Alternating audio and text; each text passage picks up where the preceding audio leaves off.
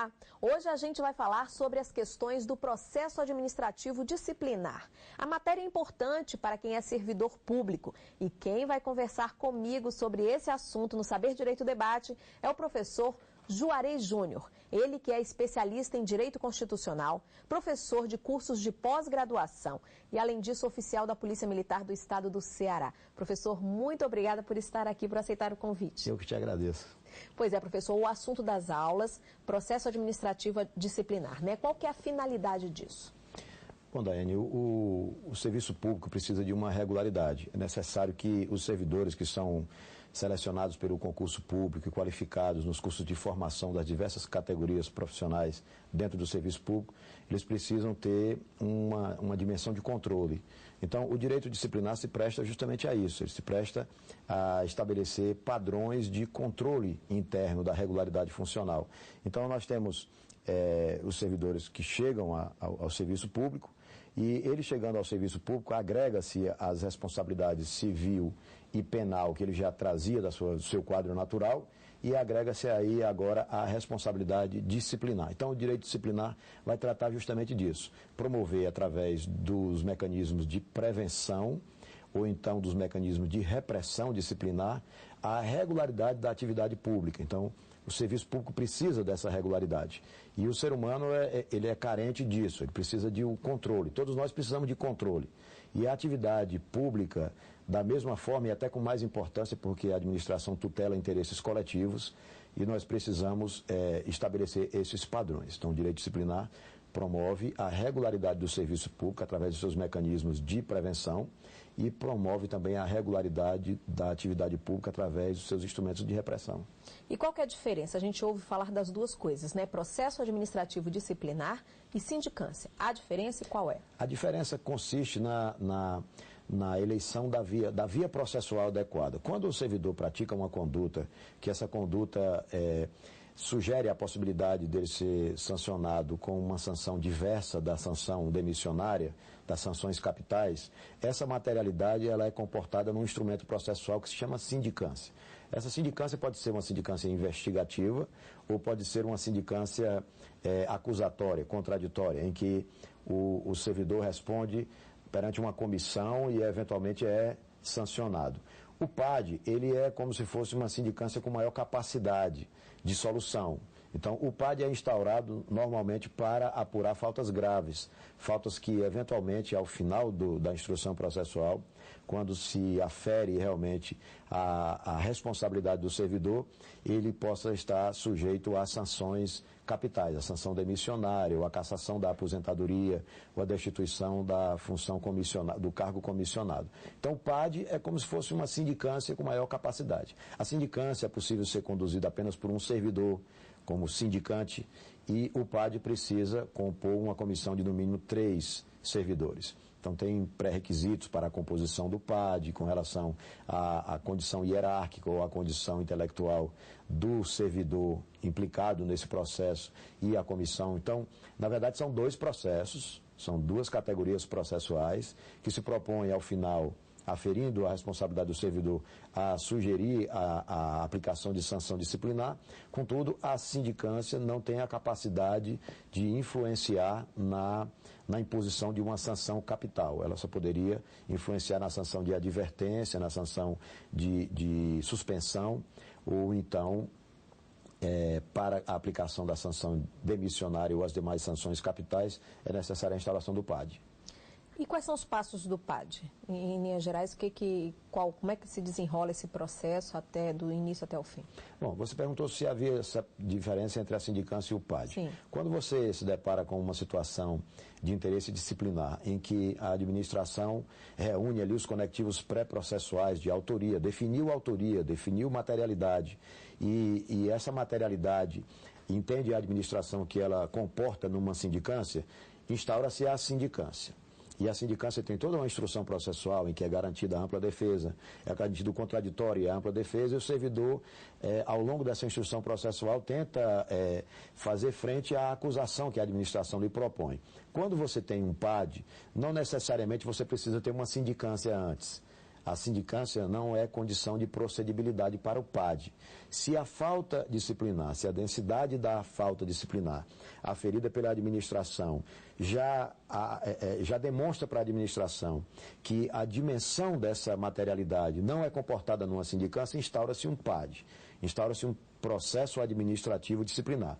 Esse processo administrativo disciplinar se desenvolve da mesma forma da sindicância, mas dividido didaticamente em instrução, defesa e julgamento. São as fases do inquérito administrativo, que é como se fosse o centro do PAD.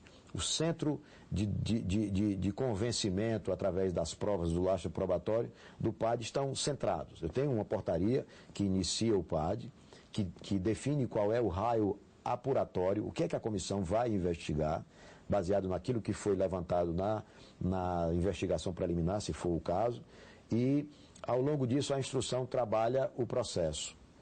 Trabalha o processo disciplinar. E ao final temos o julgamento, e esse julgamento ele é procedido pela mesma autoridade que determina a instauração do PAD, via de regra é pela mesma autoridade, porque é possível que ao final do PAD, ou na instrução do PAD, a autoridade que determinou a instauração seja demonstrado, por exemplo, que ele está sujeito aos efeitos dos institutos da suspeição ou do impedimento. Então, ele instaurou o PAD, mas ele não é legitimado para julgar. Então, via de regra, quem julga um processo administrativo disciplinar é a autoridade que determina a instauração, mas isso na regra, porque a exceção pode comportar esses incidentes processuais da suspeição e do impedimento. Com relação à sanção, começa com uma advertência? Começa com a advertência, depois vai a suspensão, que pode ser até 60 dias, e depois eu vou para a sanção de demissão, da cassação de aposentadoria ou de disponibilidade, ou eu vou para a destituição do cargo em comissão ou da função comissionada. São as escalas na Lei 8.112, que é o Estatuto dos Servidores Públicos Civis da União. Alguém que pode estar nos ouvindo nos estados, agora que estará nos ouvindo nos estados, que está sob a égide de outros estatutos, lá existem outras sanções, existe a repreensão, alguns não têm a destituição do cargo em comissão. A 8.112 tem a previsão da destituição do cargo em comissão, mas tem alguns estatutos pelo país que não tem a previsão dessa sanção. E a aplicação da sanção é cumprimento da legalidade estrita.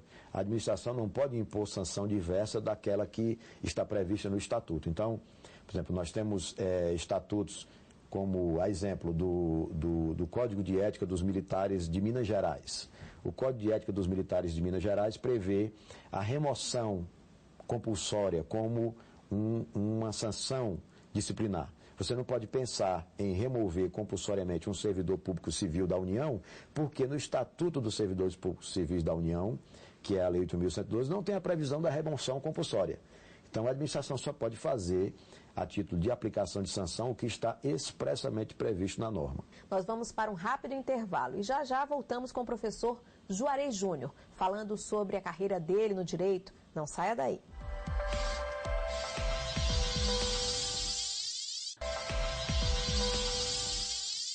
O Saber Direito Debate está de volta. No primeiro bloco do programa, nós falamos com o professor Juarez Júnior sobre algumas questões da aplicação do processo administrativo disciplinar.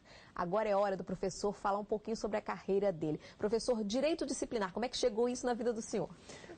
Direito disciplinar chegou na minha vida, você falou no início que eu sou oficial da Polícia Militar, sou major da PM lá no estado do Ceará. E como é que chegou o direito disciplinar? Eu tive a oportunidade de, em 2006, de trabalhar na Corregedoria Geral dos Órgãos de Segurança Pública do estado do Ceará. E cheguei lá na Corregedoria, e nessa chegada minha na Corregedoria, eu tive ainda uma sorte maior de, logo com a mudança de governo na época, assumiu a titularidade dessa corregedoria o professor José Armando da Costa, que é um dos cardeais do direito disciplinar do Brasil. Se não for o Papa, acredito que ele seja o Papa, assim é considerado. Inclusive é um dos livros que nós vamos falar já sobre ele. O professor José Armando da Costa foi ser o corregedor geral dos órgãos de segurança pública e me convidou para ser o seu chefe de gabinete. Então eu passei passei 4 anos nesse cargo lá com o professor José Armando da Costa, e ele praticamente que em doses, não vou dizer homeopáticas, porque eram muito fortes as doses de direito disciplinar, eu tomava aula de direito disciplinar o dia todo. Então, querendo ou não querendo, querendo ou não querendo. Ele fez questão, essas salas eram conjugadas, eu lembro bem, que eram conjugadas, e ele fez questão de não ter, de manter a porta aberta entre as nossas duas salas. Então, eu tanto aprendia com ele quando eu estava despachando com ele, ou tratando um tema, quando ele estava tratando com alguém, porque eu ouvia tudo que ele falava, explicando a temática e tudo, porque ele gosta muito de dar aula, e eu tive essa felicidade. Então, o direito disciplinar chegou para mim nessa fase, ali no ano 2006, 2007, mais ou menos, quando começou esse trajeto. E daí para cá eu me apaixonei pelo tema, é um tema muito interessante, que diz respeito a essa regularidade do serviço público, e como servidor público que eu sou, eu acho que é necessário a gente aprimorar realmente o estudo nessa temática do controle interno da administração pública. Foi aí que eu me apaixonei. Se apaixonou e não quis mais sair, né, professor? Não quis mais sair. E hoje tenta expandir esse conhecimento para que as pessoas se interessem, né, os operadores do direito. Eu digo até que quando eu estou dando alguma palestra, alguma conferência, ou estou dando aula mesmo, eu digo, olha, eu não sou professor de nada. Na verdade, eu não sei, fala professor, eu acho interessante. Eu não sou professor de nada, eu sou apenas um servidor público que trabalha há muito tempo com esse tema, que eu já vi muita coisa dar certo, já vi muita coisa dar errada, e eu tentei sistematizar esse aprendizado, né, com todo o ensinamento dos colegas doutrinadores em direito disciplinar que estão espalhados aí pelo Brasil, e a gente tenta repassar essa experiência, essa vivência sobre a temática do direito disciplinar, e com essa veia do professor, porque é uma coisa que eu gosto muito e tal. Eu estou saindo da atividade da Polícia Militar no próximo ano, e a partir do próximo ano eu vou trabalhar ainda mais, com mais intensidade, porque hoje não dá para conciliar totalmente. Vai ter mais tempo, né? Vai ter mais tempo ainda para desenvolver a atividade docente na área do direito disciplinar. Mas é o meu tema de paixão, é o direito disciplinar. Eu estudo direito disciplinar praticamente toda hora. Aí eu queria que o senhor comentasse um pouquinho, até porque o senhor tem propriedade para isso. Hoje, o recém-formando, né, aquela pessoa que conclui o curso de direito, é realidade. Ele não teve uma formação específica nessa questão do direito disciplinar. O senhor acha que isso influencia no trabalho depois, na defesa? Esse detalhe com relação à formação acadêmica no tema do direito disciplinar é uma preocupação. Essa preocupação é que na matriz curricular mínima dos cursos de direito das universidades públicas do Brasil não existe a obrigatoriedade da disciplina Direito e Processo Administrativo Disciplinar. Então, ela não está presente de forma obrigatória e destacada. Então, o direito disciplinar, o acadêmico das universidades, ele vai ter uma proximidade com isso numa abordagem feita pelo professor de Direito Administrativo, que certamente não vai passar ali dos 5, 10 minutos que ele vai falar sobre aquilo, porque a importância da temática do direito administrativo, quer seja substantivo ou processual, vai estar nas relações das licitações, das relações dos bens públicos, outras temáticas também tão importantes para a sustentação da administração. Mas o direito disciplinar em si, ele ainda não ganhou a notoriedade necessária. Então, quando você tem um estudante recém-formado da academia, da universidade, e ele faz o seu exame da ordem, dos advogados, e obtém a sua carteirinha vermelha, ele pode ser surpreendido com a contratação por parte de um servidor público para defendê-lo num PAD. E a primeira coisa que ele vai fazer é perguntar o que é PAD, que ele não entendeu ainda o que é isso, um PAD ou uma sindicância. Como é que funciona isso? Normalmente há uma tendência a se levar os conceitos de direito penal para solucionar as questões do PAD, mas isso não é o suficiente, porque o PAD tem princípios que são intrínsecos a ele e você não vai identificar esses princípios trazendo de empréstimo os princípios do direito penal e muito menos do direito civil. Então há uma necessidade premente de que se reveja a matriz curricular mínima dos cursos de direito das universidades públicas brasileiras para colocar como disciplina obrigatória o direito e o processo administrativo disciplinar. Então, como o serviço público está crescendo, é preciso que tanto os operadores, os servidores públicos tenham conhecimento dos seus direitos, dos seus deveres, do manejo do processo disciplinar, como os operadores do direito que vão interagir nessa seara precisam conhecer dessa temática. Professor, explica pra gente como é que é o modelo de correição no Ceará. Ele se diferencia do restante do país? Como é que é único? O modelo de correição na área da segurança pública, não é o modelo de correição do Ceará geral. No Ceará nós temos um modelo interessante. Até 1997, o Estado do Ceará Ceará, na área de segurança pública, ele tinha, cada uma das forças policiais tinha a sua corregedoria. Então, a PM tinha a sua, o bombeiro tinha a sua corregedoria, cada um tinha a sua corregedoria. Separadamente, né? Cada um tinha a sua corregedoria interna. Em 1997, por conta de uns casos emblemáticos, né, que mexeu com corrupção, com tráfico de drogas, lá no estado do Ceará, o governo da época resolveu extinguir essas corregedorias nos órgãos e criou uma corregedoria geral unificada dentro da Secretaria de Segurança Pública, Sim. mas como órgão de assessoramento do secretário. Então havia ainda uma vinculação dessa corregedoria com a Secretaria de Segurança. Em 2011, o governo da época também, passando por um outro momento, né, uma casuística, ele resolveu avançar ainda mais. Então, hoje, o controle disciplinar interno das forças de segurança do estado do Ceará são realizados por uma Secretaria de Estado, totalmente separada, desligada totalmente dos órgãos de segurança. Então, ela é titularizada por uma pessoa que não integra os quadros da segurança. Essa pessoa, esse titular é um secretário de Estado, e esse secretário de Estado responde diretamente ao governador. Ele não tem nenhuma subordinação ao secretário de Segurança, aos comandantes da polícia, ou da Polícia Militar, do Bombeiros, ou delegado-geral. Então, o secretário de Estado da Controladoria Geral de Disciplina, que é o órgão que eu estou atualmente como secretário executivo, de lá da Controladoria Geral de Disciplina dos órgãos de segurança pública e do sistema penitenciário, é uma secretaria que cuida de outras duas. Ela cuida da disciplina interna da Secretaria de Segurança e de todas as suas vinculadas e cuida da Secretaria de Justiça. Então é um órgão bem complexo, né, que tem normativos processuais próprios e que trata da temática disciplinar dessas forças com a máxima transparência, com a máxima isenção, sem prestar contas aos órgãos do que está fazendo e voltados simplesmente à aplicação da justiça nos casos concretos que envolvem a segurança pública do Estado do Ceará. É realmente, como você falou, um modelo único, não tem lugar nenhum no país. Não tem nenhum Estado da Federação que esse modelo de uma Controladoria Geral de Disciplina, totalmente apartada do sistema de segurança e com autonomia administrativa e financeira, respondendo diretamente ao governador do Estado. Professor, a próxima pergunta seria se esse modelo, acredito que o senhor já falou em transparência, né? Ele torna a investigação do PAD mais efetiva? Torna mais efetiva porque ela torna mais efetiva e como foi estabelecido alguns padrões de roteiro, de sistematização do processo administrativo, então há uma possibilidade de fiscalização maior por parte da sociedade, porque o processo ele recebe um protocolo e esse protocolo é um protocolo geral.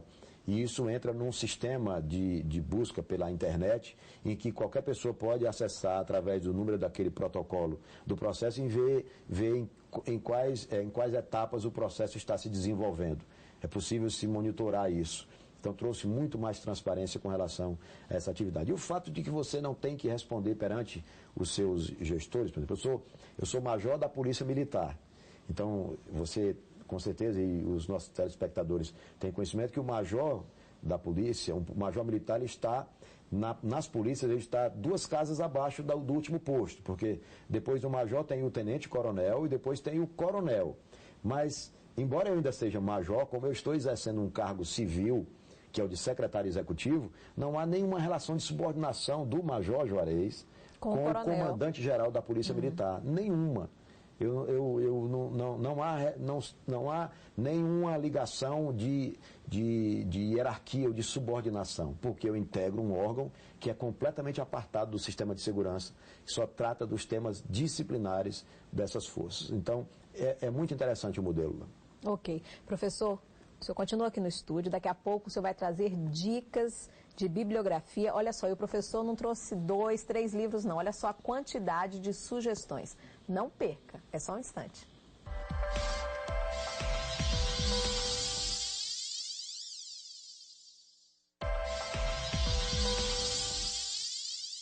O Saber Direito Debate está de volta, aquele momento agora tão esperado, dicas de bibliografias. O professor Juarez trouxe várias sugestões. Olha só, a primeira delas, José Armando da Costa, Processo Administrativo Disciplinar, Teoria e Prática. O professor José Armando da Costa foi quem influenciou a minha chegada no direito disciplinar. Ele é cearense lá, de Aracati, no Ceará, e ele é um estudioso da área do direito disciplinar desde os anos 80. Então, ele escreve muito sobre direito disciplinar, ele é reverenciado por todos os demais autores que eu vou falar aqui, que eu trouxe os livros, do professor José Armando da Costa. Eu reputo a esse cidadão cearense tudo o que eu tenho tentado avançar em termos de direito disciplinar ao professor José Armando da Costa. Essa aqui é só uma das obras dele, eu queria trazer todas, mas ele não dava... Ele que influenciou o professor Juarez, né, professor? Não dava para trazer todas, mas essa daqui é uma das obras que ela me envaidece muito, porque o professor José Armando da Costa tem uma passagem dessa obra dele, que ele faz inclusive uma citação de um artigo meu. Então, eu tenho essa obra aqui como o mais especial de todas, porque essa obra, ele incorporou ao entendimento dele um pensamento que eu tenho sobre a súmula vinculante número 5, sobre a presença do advogado no processo disciplinar ou não, ele colocou aqui na obra dele. Eu achei muito interessante. Professor, Armando da Costa. E aqui está teoria e prática, na prática o aluno entende mesmo, né? Aquela linguagem simples. Ele tem livros que tratam da teoria especificamente, em que você precisa compreender os aspectos teóricos e tudo, mas essa obra dele em especial, ele agrega a teoria do direito disciplinar e a prática processual também. Certo. Vamos para a segunda sugestão, de Bacelar Filho, Romeu Felipe, processo administrativo disciplinar. O professor Romeu Felipe Bacelar é lá do Paraná, é um grande catedrático da área do processo administrativo disciplinar, imprescindível que se busque o conhecimento na obra do professor Romeu Felipe Bacelar. Certo. Vamos para curso de Direito Disciplinar Militar, Jorge César de Assis. Da simples transgressão ao processo administrativo. O professor Jorge César de Assis é promotor da Justiça Militar da União, ele exerce as suas atividades no estado do Rio Grande do Sul, ele é uma referência na área do direito disciplinar quando o tema é especificamente disciplinar. Professor, no caso, uma curiosidade, no caso do processo administrativo militar, né? A coisa é mais rígida, como sempre a gente acha, a investigação é mais dura, é mais, digamos assim, a sanção é pior do que para um outro tipo de servidor? A diferença do direito disciplinar militar para o direito disciplinar civil com relação ao tema das sanções disciplinares é porque o direito disciplinar comporta sanções privativas de liberdade. Sim. Então, o militar pode ser sancionado a ser confinado a um quartel para cumprir um determinado tempo de punição. Seriam as permanências disciplinares ou as custódias disciplinares. Enquanto isso, nós não temos essa modalidade punitiva na legislação civil. Mas o cuidado, o zelo que se tem no processo disciplinar militar ou civil é praticamente o mesmo. O militar apenas ele vai se prender a uma legislação substantiva que é mais rigorosa. Em termos processuais é praticamente o mesmo, mas em termos substantivos se cobra mais da conduta do militar do que se cobra do civil, das carreiras civis. Mas o processo acaba tendo o mesmo formalismo moderado, a mesma influência do devido processo legal. Não há tanta distinção, não. Vai ter uma distinção também com relação à nominação. Certo. O PAD militar chama-se Conselho de Justificação para os oficiais e chama Conselho de Disciplina para as praças, que são de soldado até subtenente. Na verdade, isso é um PAD.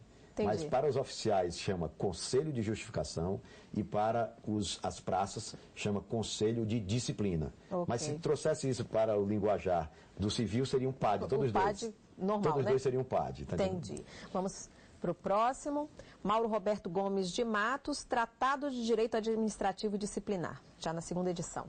O professor Mauro Roberto Gomes de Matos é um advogado que exerce suas atividades no Rio de Janeiro, é uma das maiores autoridades em direito disciplinar que existe nesse país.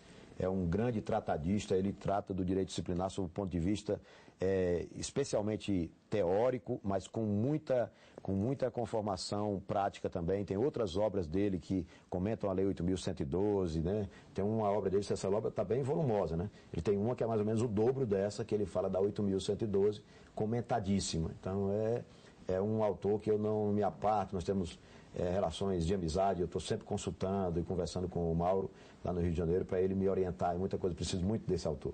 Pois é, e olha, você que está se preparando para um concurso jurídico também, olha só o que o professor trouxe.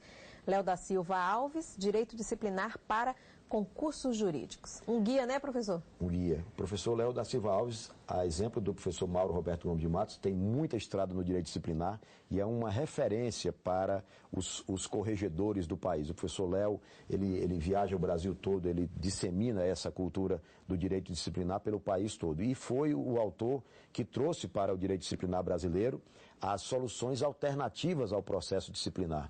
Então, ele tem uma visão muito proficiente com relação a essa viabilidade alternativa de solucionar as demandas disciplinar sem enveredar pela via processual. O professor Léo da Silva Alves nos ensina a cada gesto dele, porque ele é um doutrinador à frente do seu tempo. Então, ele pensa no direito disciplinar como um fenômeno mesmo e nos ajuda a cada dia. E é aqui de Brasília. E, por fim, mais uma sugestão, Vadmecum de jurisprudência. STF e STJ, julgados relevantes comentados. Tudo que o operador do direito, o estudante precisa com relação às decisões relacionadas ao direito, né, disciplinar. Sim, não só o direito disciplinar. Isso aí foi uma obra organizada pela minha querida professora Tânia Faga, lá de São Paulo, e ela reuniu alguns professores de diversas áreas do direito e me colocou aí, me convidou para fazer o comentário sobre a jurisprudência do STJ e do STF sobre o tema de direito militar. Então, nessa obra aí, quando você quer verificar decisões jurisprudenciais e quais são os comentários, não só de direito disciplinar, mas de várias áreas do direito. E eu participo dessa obra aí como comentarista da jurisprudência do STJ e do STF sobre o tema do direito militar, especialmente do direito militar. Professor Juarez, o tempo é curto, se desse a gente ficaria aqui mais algumas horas conversando. Muito obrigado pela participação, pelas informações. Eu que agradeço a oportunidade e estou a dispor, sempre. Ok, o Saber Direito Debate fica por aqui. Obrigada a você pela companhia. Qualquer dúvida, mande um e-mail para a gente, saberdireito@stf.jus.br. Você pode também acompanhar a programação pelo site www.tvjustiça.jus.br. Até o próximo programa. Tchau, tchau.